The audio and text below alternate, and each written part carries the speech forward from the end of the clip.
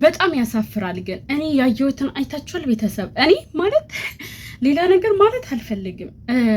በመጀመሪያ ደረጃ እኔ ማለት የፈለግኩትን እላለሁኝ። ግን መጀመሪያ ማለት ነው አብርሽ የት አለ ብላችሁ ላላችሁ ሰዎች አብርሽ እዚህ ቤት መልስ ተጠርቶ አያውቅም። ገባችኋ?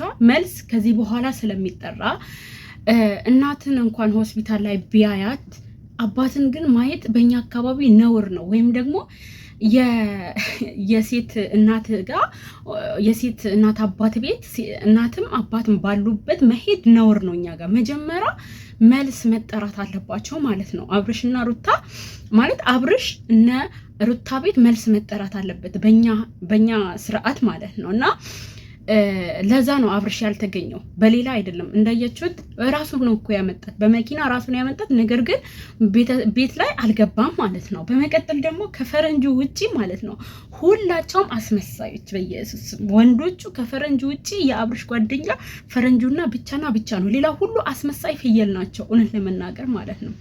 እና ሌላው ለምንድን ነው ውጭ ላይ ፕሮግራም የተደረገው ብላችሁ ላላችሁ እውነት ለመናገር እኔ ራሱ አናዶኛል። አንደኛ አራስ ውጭ ላይ መቆም የለባትም። ገባችኋ? አራስ ብርሃን ማግኘት የለባትም ይባላል። ይሄ ያለ አይደል? ፀሐይ ሊነካት ፀሐይ ላይ መቆም የለባት ምናምን ምች ይላታል፣ ብዙ ነገር ይባላል። ውጭ ላይ ለምንድን ነው ዲኮር ተደርጎ ውጭ ላይ አቁመው ኬክ ያስቆረጧት? እቤት ውስጥ ለምንድን ነው ያልገባችሁ? እቤቱን ለምንድን ነው ያላየ ነው? በዲኮርስ እቤቱን ለምንድን ነው በስነ ስርዓት ያልሰራችሁት? ምናምን ብላችሁ ለምትናገሩ ሰዎች ለየት ማለት ፈልገው ይሆናል። ሁሌም ተቃራኒ እንዳንሆነውን ለምናገር ሁሌም ተቃራኒ መሆን ጥሩ አይደለም። ገባችኋ? ስለዚህ እነዚህ ሰዎች ሁሌም አራስ እቤት ውስጥ ነው ሰርፕራይዝ የምትደረገው፣ እቤት ውስጥ ነው ዲኮር ተደርጎ ኬክ የምትቆርሰው ምናምን። እነዚህ ሰዎች ደግሞ ውጭ ላይ አማራቸው። ገባችኋ? ውጭ ላይ ብርሃን አለ፣ ለቪዲዮም ለሁሉም ነገር ምቹ ነው። ይሄ ዲኮሩን እንዳያችሁት የኔን ቆመት ነው የሚያክለው።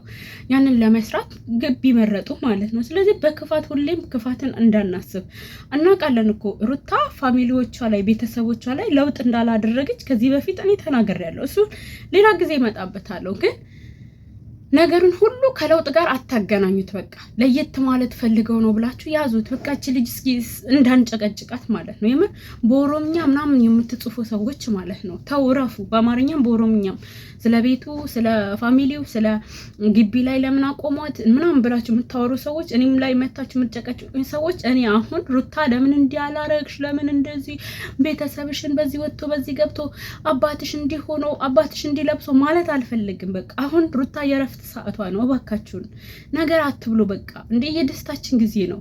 ይሄ ቪዲዮ ትናንትና ነበር የተቀረጸው። ትናንትና እኔ ነግሬያችኋለሁ። በከባድ ፕሮግራም ተደርጎላት ግቢ ላይ ዲኮር ተደርጎ ሁሉም ነገር ትናንት ነግሬያችሁ ነበር። ግን ትናንት ያለቀቁት ሌላ ችግር ተፈጥሮ ነው ማለት ነውና የትናንቱን ቪዲዮ ነው ዛሬ የለቀቁት። ሲጀምር ሆስፒታል እስከ ዛሬ ድረስ አትቆይም። በኦፕራሲዮን ራሱ እኔ ኦፕራሲዮን አርብ ተደርጌ አርብ አደርኩኝ፣ ቅዳሜ አደርኩ፣ እሁድ ነው የወጣሁት በኦፕራሲዮን ወልጄ ማለት ነው።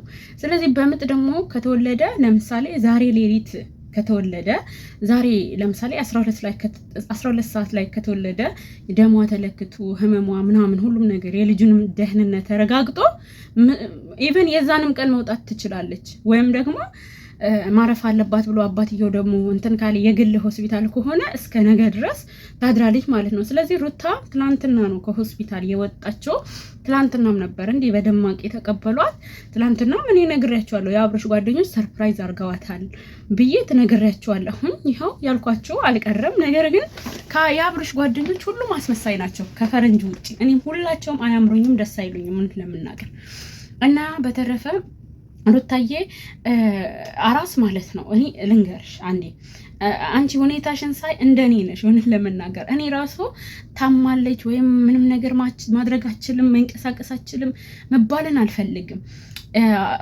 ልክ እስከ 10 ቀን ድረስ ሰው እያንቀሳቀሰኝ ከ10 ቀን በኋላ ግን ራሴ ነበረ የምንቀሳቀሰው እና 20 ቀን ሲሞላኝ ልብስ ሁላ ማጠብ ራሴ ጀመርኩ ኦፕራሲዮን ተደርጌ ማለት ነው። እና እስካሁን ይቆጨኛል እቤት ላይ ቁጭ ብዬ በስነ ስርዓት እናቴ የሰራችልኝን እንቅጥ አድርጌ ባለመብላቴ፣ ልብስ ልጠብልሽ ሲሉኝ እምቢ ብዬ ራሴ በማጠቤ፣ እረፍት ባለማድረጌ በቃ አይደለ ሁሌ በቃ እኔ ኢንተርኔት የሚሰራበት ቦታ አልነበርኩም። ግን አእምሮ አይለኝም። በቃ ቁጭ ይሄ እንዳራስ ሽፈንፍን ብሎ መተኛት የለም።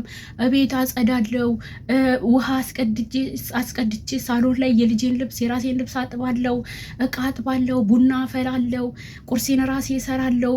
ምንም ቁጭ አልልም። በቃ ግን ቁጭኝ እናቴና እኔ እንጣላ ነበረ። ለምን ቁጭ ብለሽ ታረሽ? እኔ እንደ ፍየል ነው የሚያደርገኝ እውነት ለመናገር ማለት ነው። ከዛ እናቴ ምን እንዳለችኝ ታውቃላችሁ?